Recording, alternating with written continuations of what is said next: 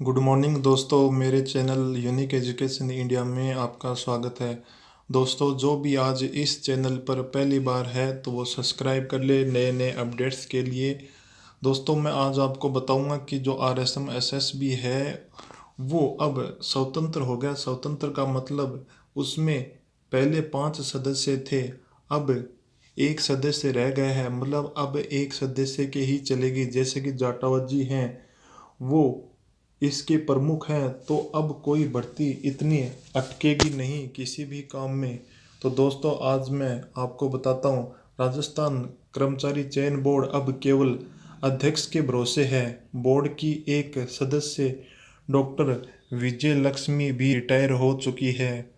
कोई बोर्ड में 4 सदस्यों के पद हैं और अब सभी पद खाली हो गए। इसमें बोर्ड के सामने संवैधानिक संकट खड़ा हो गया था। सरकार ने इस संवैधानिक संकट को दूर करने के लिए अध्यक्ष को सभी अधिकार सौंप दिए। कोरोना वायरस के कारण लग नहीं रहा कि जल्दी ही यहाँ नए सदस्यों की नियुक्ति होगी।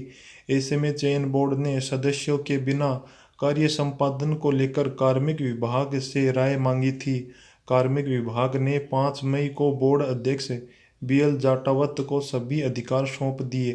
कहने का मतलब ये है, अब बीएल जाटावत की ही इसमें चलेगी, तो इतना ज़्यादा भर्ती अटकने की कोई वो टेंशन नहीं होगी। जैसे कि पटवारी है, इसके भी सितंबर तक ही इसके फॉरम ने एग्ज़ाम हो जाएगी सितंबर में पटवारी की।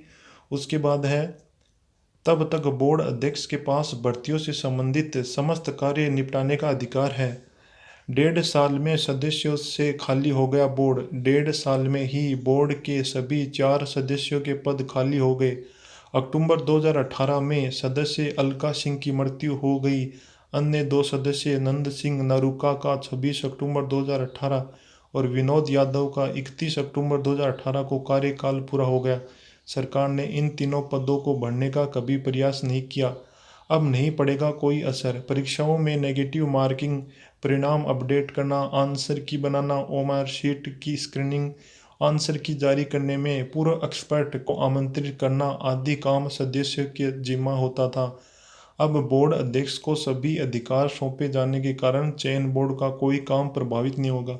दोस्तों, कहने का मतलब ये है, जैसे कि आंसर की कोई और डिपार्टमेंट के पास होती है या फिर उसका परिणाम निकालना किसी और डिपार्टमेंट के पास, मतलब डिपार्टमेंट तो आरएसएमएसएस भी होता है, लेकिन उसको भी 4 सेक्शन में बांट दिया गया था। जैसे कि आंसर की निकालने का काम इस सेक्शन के अंतर्गत है और नेगेटिव मार्किंग का काम इस सेक्शन के अंतर्गत होगा। तो ये सारे के सारे अब बीएल जाटावत के अंडर में आ गए, तो वो भर्ती फटाफट होने के पूरे पूरे चांस हो गए। धन्यवाद दोस्तों।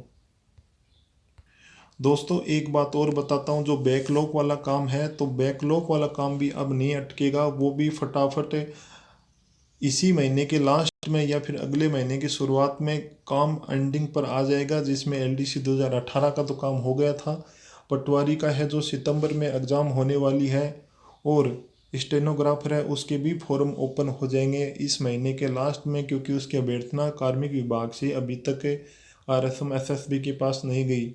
धन्यवाद दोस्तों।